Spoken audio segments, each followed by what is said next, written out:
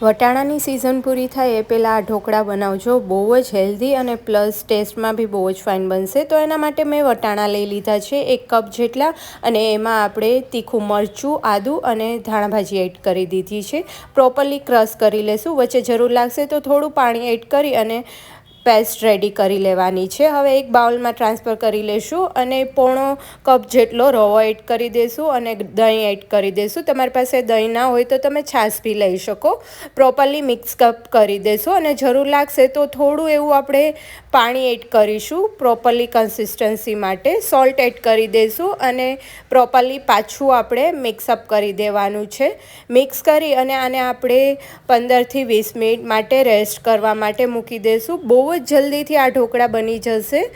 તો આવી રીતના 15-20 મિનિટ માટે મૂકી દીધા બાદ જોઈ લેશું આપણે કન્સિસ્ટન્સી કે કેવી છે. થોડી થીક થઈ ગઈ હોય તો પાણી એડ કરીશું, બાકી એમાં ઈનો એડ કરી અને પ્રોપરલી મિક્સઅપ કરી દઈશું. અને ઢોકળિયાની જે પ્લેટ હોય એમાં થોડું એવું તેલ લગાવી અને બેટર સ્પ્રેડ કરી દેવાનું છે. ઉપરથી લાલ મરચું પાવડર એડ કરી દઈશું અને પ્રોપરલી સ્ટીમ કરી લેશું. વટાણા એડ કરીએ છીએ એટલે બેટરને સાવ ઢીલું નથી રાખવાનું, થોડુંક થીક જ રાખીશું. તો રેડી છે આ ઢોકળા. સ્ટીમ થઈને એકદમ ખાટિયા ઢોકળા જેવો જ ટેસ્ટ આવશે. હવે આપણે વઘાર માટે પ્રિપરેશન કરી લેશું. તો એક વાસણમાં આપણે તેલ એડ કરી દઈશું 2 ટેબલસ્પૂન જેટલું, અને તેલ ગરમ થાય એટલે એમાં આપણે રાઈ એડ કરીશું, જીરું એડ કરીશું, તલ એડ કરીશું, લીમડાના પાન એડ કરીશું અને પીંચ ઓફ હિંગ એડ કરીશું.